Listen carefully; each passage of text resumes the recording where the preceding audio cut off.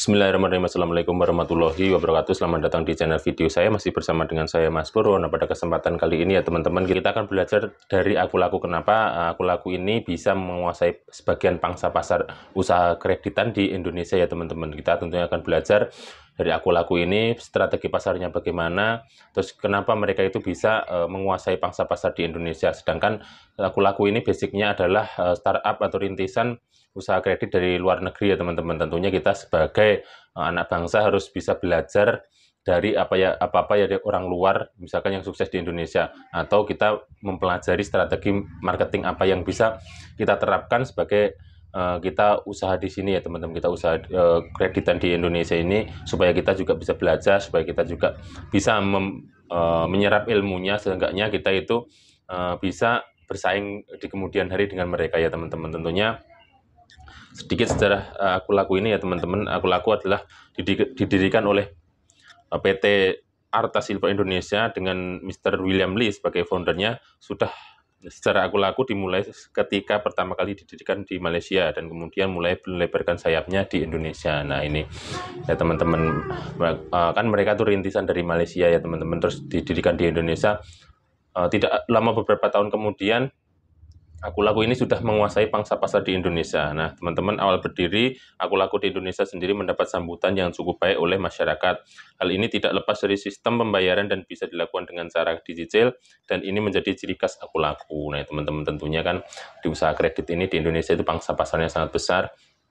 Kenapa ya aku laku ini disambut antusias oleh masyarakat Indonesia? Ya karena masyarakat Indonesia ini pangsa pasarnya adalah kredit ya teman-teman. Tentunya teman-teman yang usaha di kreditan baru mau merintis atau sudah berjalan ya jangan takut untuk kedepannya itu usaha ini seperti apa. Pasti kedepannya ini usaha ini akan maju, kedepannya usaha ini pasti akan untung ya teman-teman. Kemudian kelebihan aku laku, kita harus belajar dari kelebihan mereka ya teman-teman.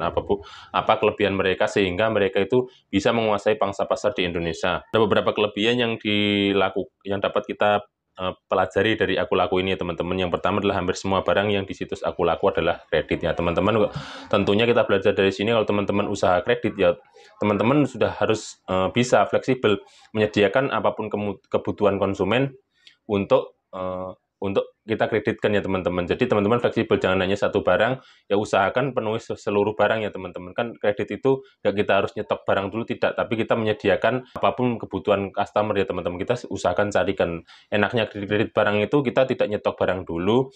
Nah, kalau konsumen pesen ya baru kita carikan produk atau barangnya tersebut. Kemudian yang kedua, membantu mendapatkan barang tanpa harus bayar secara tunai. Nah ini, atau dicicil ya teman-teman. Tentunya aku lakunya basicnya kan kredit ya teman-teman. Jadi ya memudahkan masyarakat Indonesia. Kemudian masyarakat Indonesia ini kalau mereka butuh barang ya barang yang nominalnya besar, biasanya masyarakat Indonesia ini cenderung untuk dikredit. Kemudian yang ketiga adalah mudah untuk mendapatkan pendaftaran pada situsnya atau registrasi pendaftarannya itu mudah ya. Kita kalau misalkan orang mau kredit kita ya jangan susah-susah ya teman-teman persyaratannya ya teman-teman. Ya tentunya kita harus selektif, tapi jangan berbelit-belit gitu loh teman-teman. Kemudian yang keempat, memiliki kredit yang cukup tinggi, memiliki limit kredit yang cukup tinggi ya teman-teman. Tentunya teman-teman kalau baru rintisan ya limitnya itu teman-teman harus selektif dulu ya teman-teman. Misalkan nasabahnya atau customernya ini sudah pasti ya limitnya dinaikin, nggak masalah. Kalau kita misalkan customernya masih awal-awal baru-baru ya limitnya nggak usah gede-gede dulu. Kemudian yang selanjutnya yang kelima adalah kerjasama dengan banyak toko online, sehingga ada banyak yang bisa kita beli. Anda bisa mencari banyak jenis barang dimanapun dan kapanpun. Nah ini ya teman-teman, kalau kita usaha kreditan, kalau misalnya kita belum berbasis online ya kita usahakan ya teman-teman mempunyai banyak relasi distributor ya teman-teman. Apapun itu teman-teman, misalkan sudah menerjuni di usaha kredit ini ya usahakan banyak menjalin relasi ya ke distributor, terutama misalkan HP ya harus teman-teman punya channel di distributor HP. Misalkan elektronik ya teman-teman harus punya banyak channel di elektronik, yaitu